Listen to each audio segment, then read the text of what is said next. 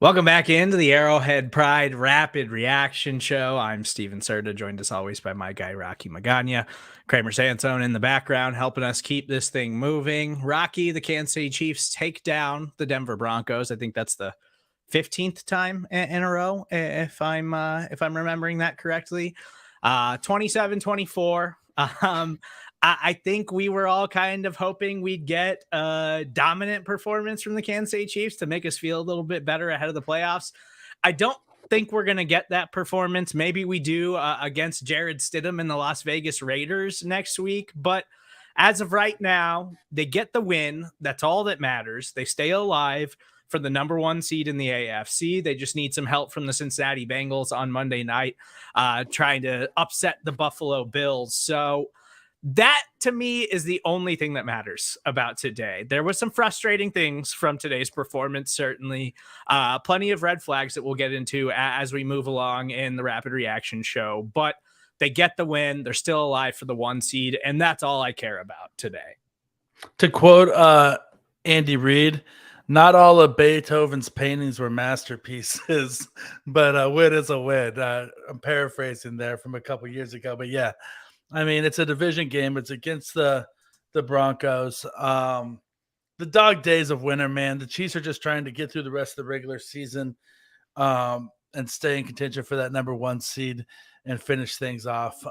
It wasn't a pretty game, but, you know, the Broncos were in a nothing to lose YOLO situation where they had literally there was nothing that the Broncos had to lose coming into this game. It wasn't Patrick Mahomes' best game. The defense started off great in the first half. Defense came up big late in the game. You saw some flashes, some big plays out of players, but all in all, it wasn't a trademark win by any means. But you don't need a trademark win to beat this bad of a team, and they did just enough today to put another win in the win column. And honestly, at this time of year, that's all you need out of them. All you needed today was enough to win, and then you hope that Cincinnati beats Buffalo tomorrow. Yeah, and Happy New Year, by the way. It is actually 2023 now, and you know, we got off to the new year the way that we needed. We didn't get to the outcome necessarily the route that we would have liked to today, but I'm being positive. I'm choosing to be positive even after that frustrating football game from the Kansas City Chiefs. They're still alive for that number one seed, and that is all that matters. They get the win. I understand that it was a frustrating game for the Chiefs offensively, defensively, and special teams. I feel like there's things you could point to in every facet of the game today and say that you were frustrated with the play calls, you were frustrated with the way guys were playing, but they get the win, and that's all that matters. And you know, maybe we do get that dominant performance next week against the Raiders that we're hoping to see before the end of the season. But at this point, I'm not that concerned with the offense because we still know it's Patrick Mahomes. We still know that they can get things done. They're still working Kadarius Toney into the offense, and he was really good today. Sky Moore was getting more snaps before leaving the game with a hand injury, which broke my heart because I was finally like, yes, no more Justin Watson. Sky Moore is finally getting snaps. He's finally becoming a part of the offense. And he made a couple of nice plays early in the game before leaving the game with a hand injury. So you hate to see that, but offensively, in a frustrating game, and a game where the Kansas City Chiefs, for some reason, refused to run the football against the Denver Broncos team that has absolutely been gashed on the ground. They do enough. Isaiah Pacheco, Jerick McKinnon with another big game, and you know, Mahomes keeps the MVP campaign alive with another strong performance, setting another NFL record today. So overall, I'm choosing to be positive about this game, Rocky. I don't want to be negative. It's the new year. I'm going to be happy. They're still alive for the number one seed in the AFC. Listen, man, new year, new me. That's my 2023 resolution. I'm a Chiefs fan before anything else. And you know what? I'm just going to be a fan today and just say, you know what? We went out there. We beat the division opponent. It's 15 straight wins. And yeah, you know what? And with Justin Watson, man, every single time I think I'm out on Justin Watson, he pulls me back in. It's like that old Al Pacino quote. Every time I think I'm out, they pull me back in. I don't care about that one side catch. Yeah. Oh man, one side like catch. Yeah, I want to see Sky Moore on the field, not Justin Watson. Me too, but I'm not out on Justin Watson. I'm in on Sky Moore, but I'm not out on Justin Watson. That sideline catch. I mean, it was a big play, and it could have been big points if the Chiefs could have converted there. But end of the day, I think that there was a lot of the Chiefs are helping Mahomes campaign for an MVP right now. I think that plays into why they didn't run the ball as much. I think they want to give Mahomes opportunities to throw the ball, make plays, and kind of distance himself in the MVP race. And then I think that also the fact that he's within striking distance of Peyton Manning isn't lost on Andy Reid and Eric Bieniemy, and the fact that he has a chance to set the all-time passing yards record in a season next week with what he needs 350 yards, something like that next week to set it. That's definitely within striking distance for Mahomes against a horrible Oakland Faders team. Like, I mean, they're just the worst team in the world. I mean, I'm sorry, Kramer, but they're just terrible. I mean, they're just trying to hurt Kramer. They're just like if you think about the most dysfunctional franchise in the NFL, you think Oakland Raiders, And so I think that Mahomes has a legit chance to, break the all-time passing record against the Las Vegas Raiders next week. And what sweet music it would be to do it against that team. Yeah, he certainly can do it against that Raiders team that has basically punted on the season. And you mentioned it, Mahomes setting records, Travis Kelce setting records today, even in a frustrating performance.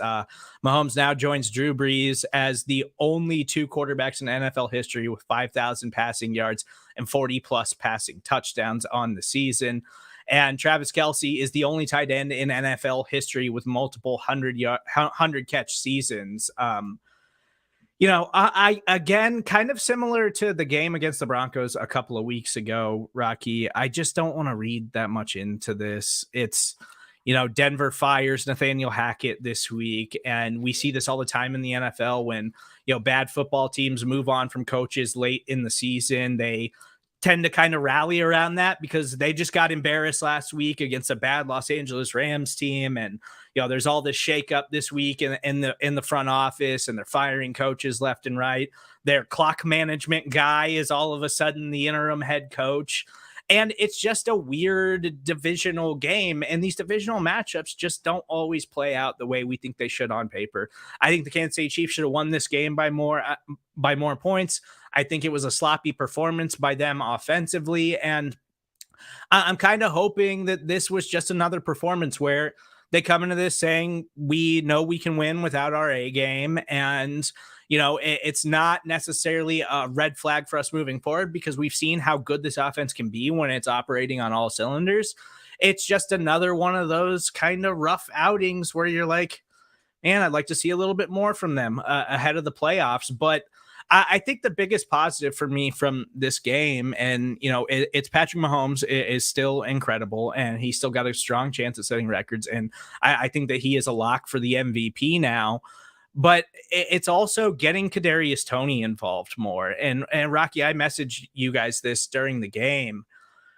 Man, I hope they can keep Kadarius Toney healthy and on the field, because you can just tell when he's out there on the field, he's got an element that no other Chiefs wide receiver has. Like, he's just looks more explosive. He just looks shiftier. He just looks like he's bringing something to the table that no other wide receiver on the team has. And if they can keep him healthy and continue to work him into the offense, man, I think Kadarius Toney has a chance to be the biggest playmaker for them in the passing game outside of Travis Kelce.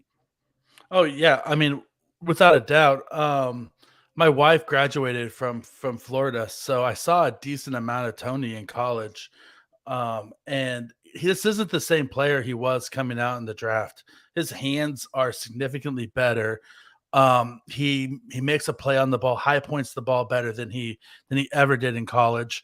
I think honestly, if we can keep Kadarius Toney healthy and on the field, value-wise, this may go down as one of the best trades in Chiefs history, because he has all the tools to be that playmaking, game-breaking superstar, that we lost in Tyreek Hill. And I'm not comparing him to Tyreek Hill.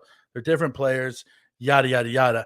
but he brings that same element of big playability to this offense. And if he can do that week in, week out and stay on the field, then the peanuts we gave up for him to New York. I mean, this is going to go down as one of Brett Veach's signature, trades and one of his best moves he's made, as a GM. And, we always talk about Andy Reid kind of holding back, for the playoffs. And sometimes people say it's a lot of BS. He doesn't actually do that. Other times people say he definitely does that.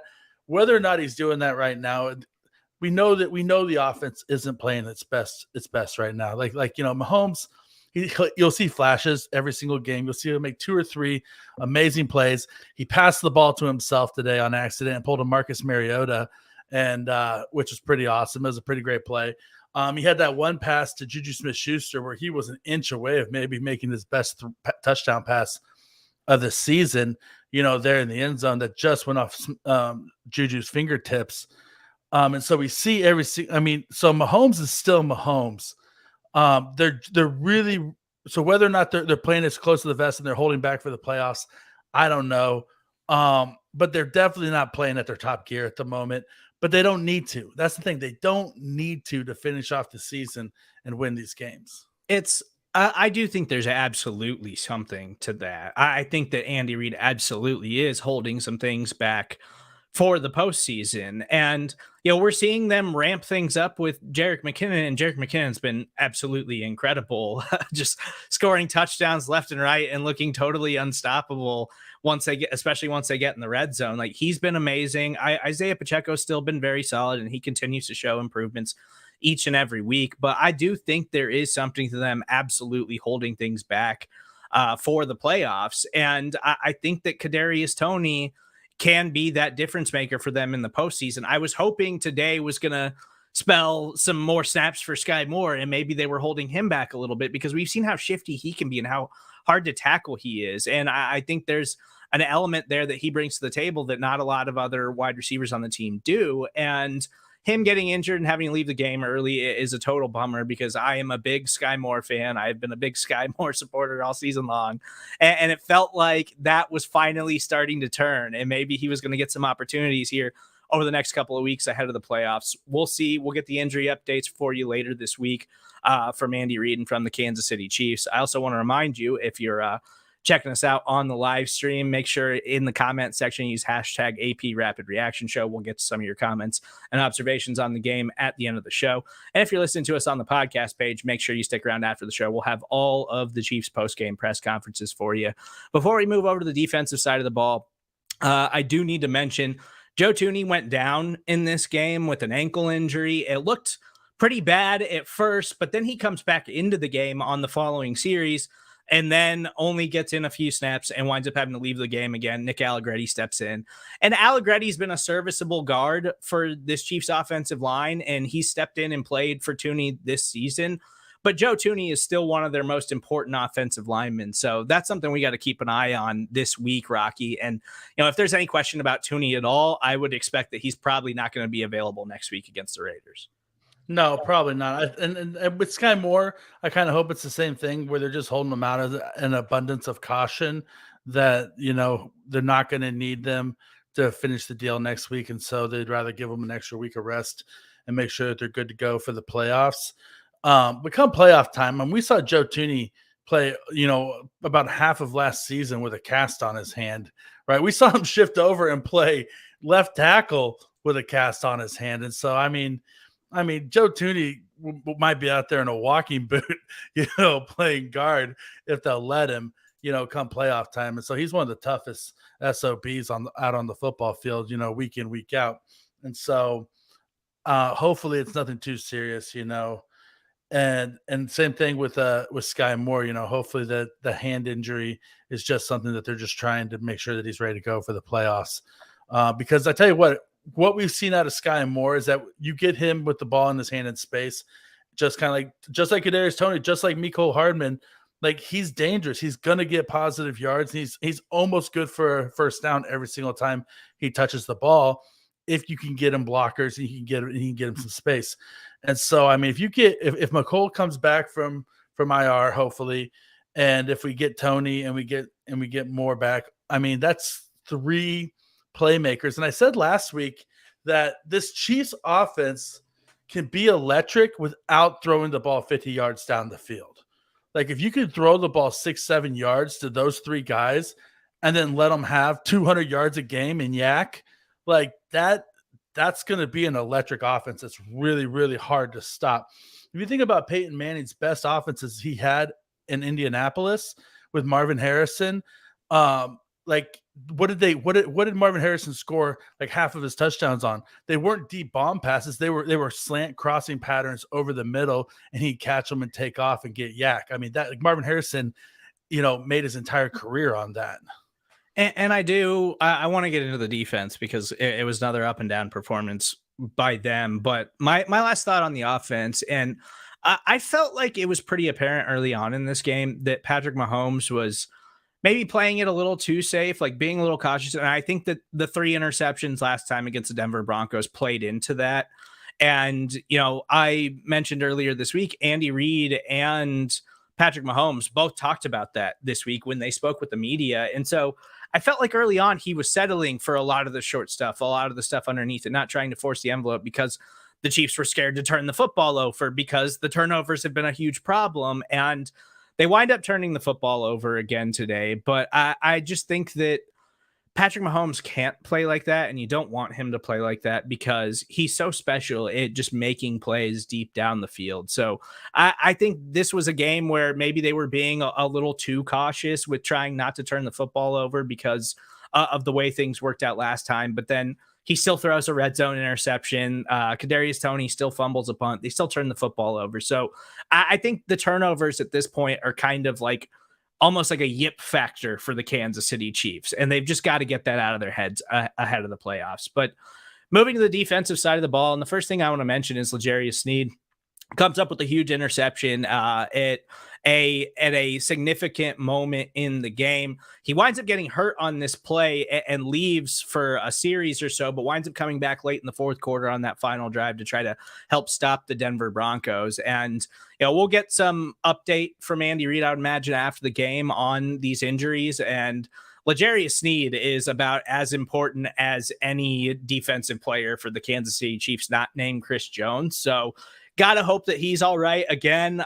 Joshua Williams stepped in for L'Jarius Sneed, and my guy Joshua Williams, I'm still hopeful he can turn into a player, but he did not have good snaps when he had to step in and play for L'Jarius Sneed today. He got 2 penalties on what wound up being a Denver Broncos scoring drive, and you could just tell immediately how important L'Jarius Sneed is to this defense and to that secondary. Oh my gosh. I mean, like you said, aside from Chris Jones, I think he is the most important person, on the defense. I mean, you can make an argument for Nick Bolton, but aside from that, I mean, like you hear all the time with these lockdown cornerbacks and these top tier secondary players that, they hold down, they lock down their side of the field and they don't travel. They stay on their side and they lock down their side of the field. Well, L'Jarius Sneed does travel. L'Jarius Sneed goes from the slot to the right, to the left, to the other slot. You can play him at safety if you need to. He's going to blitz the quarterback. I mean, like that's the whole thing with L'Jarius Sneed is anywhere you need him on the football field, he's there. And he's a guy that always answers the call. He's got that. I was sitting there thinking during the game, like with this Chiefs defense, kind of what is their calling card and like what is it that makes this Chiefs defense and honestly this Chiefs team on the whole, like what is their identity, right? And when you think about it, especially on the defense, I feel like it's selflessness.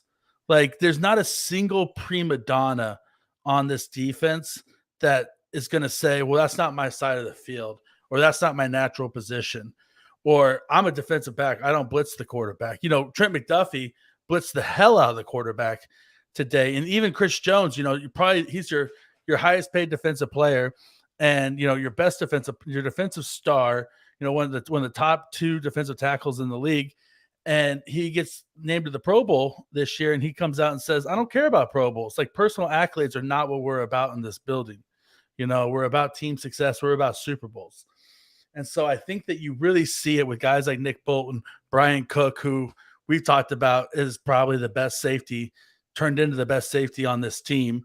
You got L'Jarius Sneed, you got George Karlaftis, who's just like the happiest go lucky guy who's just sacking the heck out of the quarterback right now. But all of these guys, none of these guys are prima donnas. Every single one of these guys are team players first. And like the Chiefs have put a premium on bringing in these types of guys. And I think it's really, really paying off.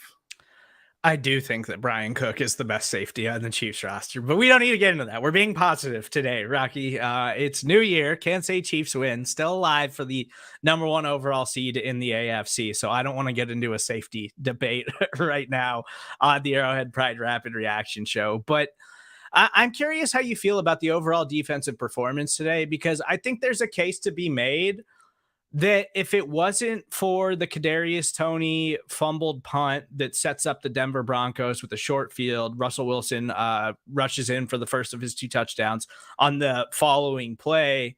I think there's a case to be made that the defense played pretty well for a second consecutive game. Like, if they don't, I know that the Broncos scored and they made it a game late, and that's on the defense. Joshua Williams, I mentioned that drive. He had 2 penalties that kept the Broncos drive alive. But if it wasn't for the mistakes there, I think overall the defensive performance today wasn't really as bad as you might think it was just by looking at the box score. No, I mean, honestly, they were in Russell Wilson's face and putting hands on him all day long. Russell Wilson was under pressure. We got to the quarterback where we finished with either 3 or 4 sacks, something like that. We picked him off. And here's the thing. I was in the middle of tweeting out the Chiefs really needed that 3 and out and right when Kadarius Toney fumbled that punt, because they had just come out and had an amazing, the defense had an amazing series, shut down the Denver Broncos, like laid the wood on them, like just like the Denver Broncos looked utterly lost on offense and forced the punt, and then Toney fumbles the ball and turns it over and gives them new life. And that's not on the defense. Yeah, Spags has talked a lot about that sudden change of situation defense, that they have to be better about it. And you know what? The defense was really good after the interception, and they did do that. But after the fumble, there was just such bad field position. It was just an unfair position to put the Chiefs defense in. You should almost take that 7 points off of them, because that wasn't on the defense.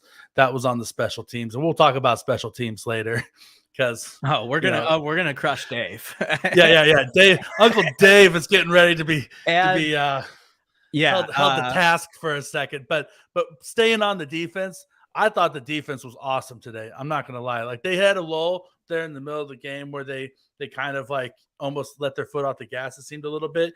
But when it came down to crunch time, they stepped up and they made the plays, and they had some really, really great highlight plays today. I think what made me feel so good about the defensive performance today, aside from a couple of drives in the middle of the game, like you said, they kind of hit this lull. Like, you saw the guys that you want to see on this Kansas City Chiefs defense make plays. Like, you saw each member of the defense that you look to and say, like, I need you to go make something happen. I feel like you saw those guys step up and make plays today, whether it was L'Jarius Sneed, whether it was Chris Jones. We saw George have some impact plays. We saw Carlos Dunlap make some impact plays. Colin Saunders got a sack today and looked good for the most part. Like, the Chiefs defensive line, I think, did their part. Nick Bolton looked good. Nick Bolton did actually leave the game early on as well with some kind of injury, but he was able to return. So it seems like he's going to be fine there, but might keep an eye on that this week as we get prepared for the Las Vegas Raiders. But I think overall, I wasn't really that upset with the defense. I wasn't really that annoyed with the defense today. I think we know at this point that Joshua Williams, just as a rookie, is a guy you probably don't want out there getting significant snaps. Jalen Watson has just straight up been the better player for the Chiefs this season. But we saw Trent McDuffie make a couple of plays today. We even saw Juan Thornhill make a couple of plays today. Like, I think overall, I was not that disappointed with this defensive performance. Again, I mentioned it a bunch of times this past week when the Chiefs were coming off a game against the Seahawks where they finally didn't turn it over. And it was the first time since week 5 that they had a 0 offensive turnover game. it just, you put your defense in such a bad spot when you turn the football over. And the Chiefs defense, while they've been playing better, this is not an elite defense, and they are not good enough to try to step up on short fields because you turn the football over. And so I do think there is maybe like a little bit of a yip factor going on right now with the turnovers, but you just can't do that because the best thing the offense can do to help the defense right now is just not turn the football over and put them in bad situations, because they're just simply not talented enough across the board to overcome those things.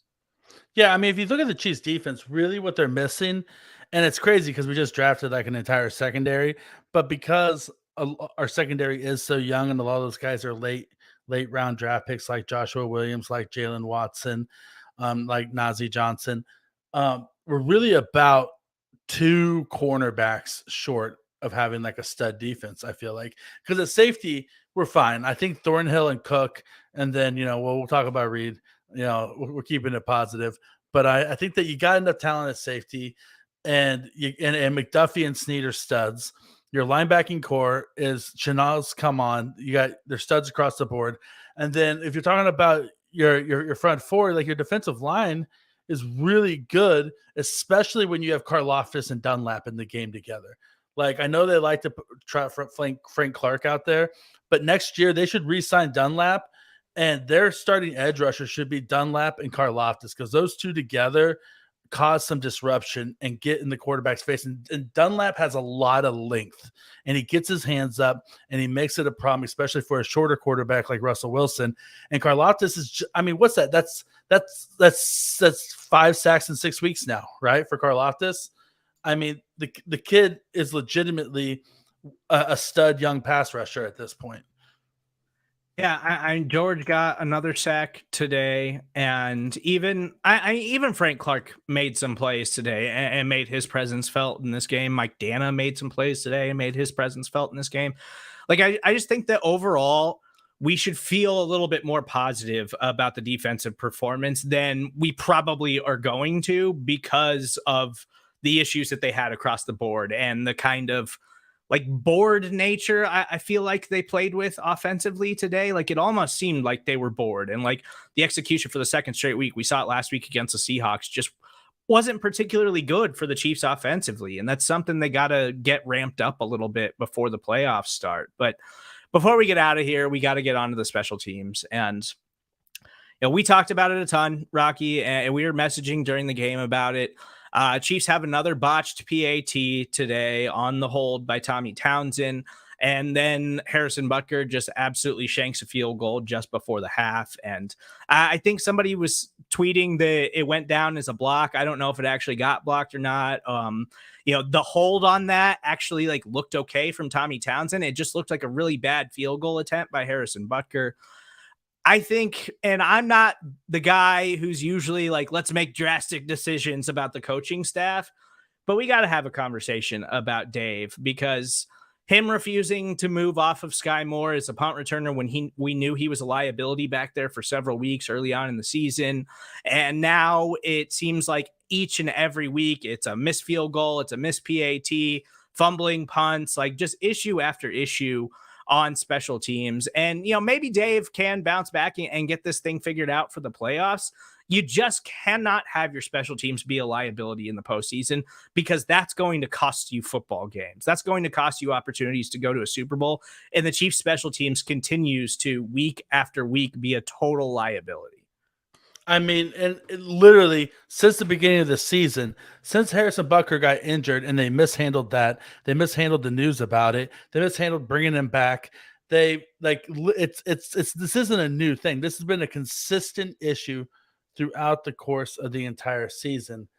And I don't like, and yes, so I was on record saying that I thought that, Dustin Colquitt, was being too hard on Tommy Townsend, that Tommy Townsend was only part of the issue. And I still think Tommy Townsend's only part of the issue. And that was a terrible hold on Townsend. He just dropped it on that PAT. But here's the other issue with that is nobody is holding a gun to Andy Reid and Dave Toob's head saying that Tommy Townsend has to be the holder. Like, go out and find another holder. If he's not the guy and he hasn't been the guy for 3 years, then why are we sitting there with our third season with Tommy Townsend as the holder? Like get a different holder if Tommy Townsend can't hold the ball. That's what I really don't understand is we've seen Chad Henne be a holder before. Why can't Chad Henne just be the holder? And I'm not saying this is all on Tommy Townsend. I think it's on Harrison Butker too. Like, I think Butker's just having the worst season of his career, and maybe some of that had to do with the early season injury, but we're so far removed from that now. There's something else going on here. And it seems like maybe there is something to what Dustin Colquitt was saying about Tommy Townsend and the holds, but it just feels like that's an easy solution. Like, you can't just easily replace Harrison Butker because you don't have very many field goal kickers across the league. And we see these teams who have to shuffle kickers around all the time. Like, you just don't have that many guys that are capable of dropping 60-yard field goals. Butker can do that, and we've seen him do that at an elite level. But if it's really the holds, like, how do we not identify that in practice? How have we not figured that out and made a move there? Because it just seems like Tommy Townsend has no business being the holder on these field goal attempts anymore. Well, and that's the whole thing. And that goes back to being on Uncle Dave, is that, okay, if this has been an issue, then why didn't you identify it in practice and fix it? And if it's not fixable, why didn't you put somebody else in there? That's the issue right there. And I don't care. And going back to Butker, this is also on Butker. I don't care that the kick got blocked and it wasn't a shank. Guess what? A blocked kick is still a failure by the special teams unit. They still didn't execute if the kick was blocked. Whether it was with the offensive line or the kicker himself, somebody didn't do their job on Uncle Dave's unit again. And it's crazy to me that, Kadarius Toney, fumbles the ball on a punt return when he's been nails as a punt returner every other time. He suddenly becomes a punt returner for the Chiefs, and he puts the ball on the ground when we've been putting the ball on the ground all year. And I'm not saying that the Chiefs should move on from Uncle Dave, but maybe you strip him of his assistant head coach title. Like, something has to be done to let him to put a little bit of fire to his feet, because he kind of seems like that guy that's been on the team, but been on the coaching staff for 10 years, and he's a little comfortable in his position, and he's not exactly taking accountability for how poor his unit has been this year. And I know I said I was going to be positive in 2023, and gosh darn it, Steve Serda, if Dave Toub didn't bring me down right off the bat, it's all fixable. That's the issue, is everything that the Chiefs are facing on special teams right now is fixable. And it just seems like he just doesn't, like, Dave doesn't want to put in the work to fix it. Like, you never see him come out and say, okay, this is what was wrong and this is what I'm going to do to fix it. He'll say, oh yeah, we did this wrong and we got to clean that up. How are you going to clean it up? That's what I want to know. What is the problem and what are you doing to fix it? All right, that's all the negativity we're doing on today's Arrowhead Pride Rapid Reaction show. But the special teams deserves it. This is easily the worst Chiefs special teams group they have had here in Kansas City in a really long time. And it's on a weekly basis. They are impacting games negatively. And that's something you just simply can't have. We saw the Green Bay Packers in the playoffs basically lose a playoff game because of their special teams unit. Like, it feels like that could be a direction that we're heading with the Kansas City Chiefs. You just can't have a unit, an entire unit, who is a weekly liability, but they got to get that figured out. But overall, 27-24 win. Chiefs can keep their winning streak over the Denver Broncos alive. They are still absolutely in play for the number 1 overall seed if they get some help from the Cincinnati Bengals on Monday Night Football. But Kramer, let's get to our hashtag Arrowhead Pride Rapid Reaction comments. Jerick McKinnon for MVP. Man, he's been good. If the Chiefs gave out like mid-season MVP awards, I think Jerick McKinnon would probably deserve it with the streak that he's been on. He's just been totally unstoppable in the passing game, in the red zone. Like, he's just scoring week after week. Travis Kelce's got 5 straight games without a touchdown, and it coincides with Jerick McKinnon just ascending to this touchdown scoring, unstoppable offensive monster for the Chiefs. Yeah, well, Travis Kelce has 5 games without a touchdown, and coming into today, he was still tied for the most receiving touchdowns in the league. But with Jerick McKinnon, 100%, I think that, Mahomes, like they say, Mahomes is the MVP, but Jerry McKinnon is Offensive Player of the Year. Like that's kind of how you split it up. But yeah, no, I mean, there's over the last month and a half, you haven't seen a more dynamic player with his hands on the ball. He runs the ball tough. He's amazing pass blocker. He catches the ball well. He does everything that you need him to do, and he might end up being the postseason MVP for sure. Yeah, he's been absolutely special, and credit to the Chiefs and identifying last season what he could be for them on the offensive side of the ball, and being smart enough to say we've got to manage him throughout the season so he can be this massive impact player for us down the stretch, because he's been absolutely fantastic. Was Andy Reid purposely trying to get Mahomes NFL records? Is that why we abandoned the run? There might be something to that. Andy's done things like that in the past. Like, they pay attention to these records that these players have an opportunity to set, because that stuff's important to them. And so the coaches pay attention to that stuff. Sometimes it has to do with contract incentives, because Andy Reid's not writing the checks. Clark's writing the checks. So Andy Reid wants his players to hit those incentives because it makes them happy when they get big bonuses at the end of the season. So it's not like Patrick Mahomes has incentives for setting records, but when you have a chance to chase history and set all-time records that are going to be really hard for anybody to ever break, like, they're aware of those things. And so that there might be something to that, because it was certainly frustrating to watch them just totally abandon the run against the Denver Broncos defense that's been absolutely gashed on the ground. I mean, I think you're damn straight he is. Part of being a player's coach is that you put your players in a position to succeed. And Andy Reid is 100% a player's coach. And when you have the most important player in the NFL, heck, maybe in the history of the NFL, and it's definitely in the history of Kansas City sports, and Patrick Mahomes, you're going to do every single thing you can to help make them happy and to keep them happy, rightfully, as you should. And if that means chasing an MVP or chasing the all-time passing yards record this late in the season against an opponent that that you have a little bit of leeway for victory with, then you do it. I mean, I think he's doing it, and I think he should do it. I think it's the right call. And it's the right thing to do by Mahomes. It's the right thing to do by the fans. Like, yeah, okay, so next year, we're not going to remember that the Chiefs only won this game by 3 yards. But if Mahomes sets the passing yard record, we're going to be quoting that for the next 10 years. It's going to be a bigger deal to us as fans than this game was as well if it happens. So, yeah, if they are, then good. They should be. Yeah, I mean, it's really hard to throw for 5,000 yards in the NFL. So I think there probably is something to that.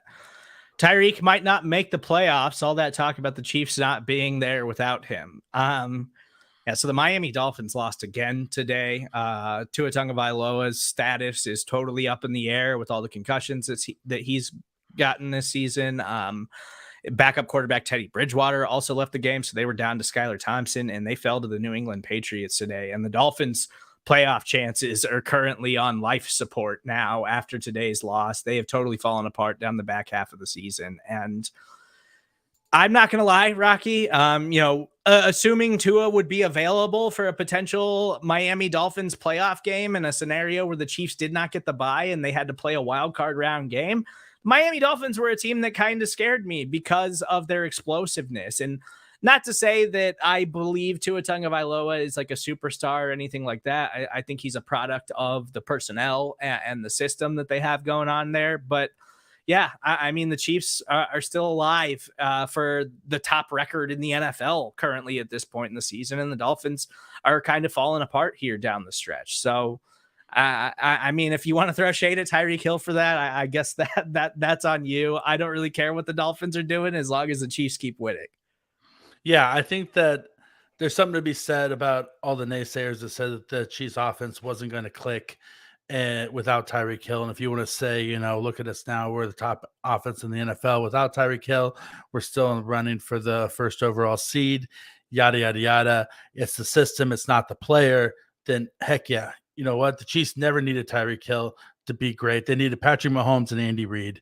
And honestly, the Chiefs would be great without Travis Kelce. I love Travis Kelce. I'm a huge Travis Kelce fan. The Chiefs don't have Travis Kelce, but they still have Mahomes and Reid. They're still going to be one of the top offenses in the NFL, I think. And so there's just not a receiver that's bigger than the system. That being said, I wish nothing but the best to Tyreek. I think that Miami's a fun team to watch, and I feel really bad for Tua. I mean, he's like, this is a guy that was facing bust status and finally found some success, and now he's, got this medical situation going on that, quite frankly, is scary. Anything that has to do with your head is scary stuff. And so, while I'm happy the Chiefs are where they're at, I don't care about where Tyreek's at. Tyreek's where Tyreek's at, and we're at the top, and that's all that matters. Well, and with this Miami Dolphins slide, the New England Patriots are currently slotted into the final playoff spot. And if you're diving into playoff matchups, you'd much rather play the offensively inept New England Patriots than the Miami Dolphins. But we'll see how this plays out in the final week of the season. And thank you guys for listening to this edition of the Arrowhead Pride Rapid Reaction Show. Happy New Year. It's 2023. Chiefs get a win. Move on to the final week of the regular season to take on the Las Vegas Raiders. We'll have all that covered for you here at arrowheadpride.com and on the Arrowhead Pride Podcast Network. Make sure you follow Rocky on Twitter at Rocky Magana. You can follow Kramer at Kramer Talks. I'm Steven Serda. That's where you can find me. And again, if you're listening on the podcast, make sure you stick around after the show. We'll have all the post-game press conferences for you. Chiefs win 27-24. We will talk to you guys this week.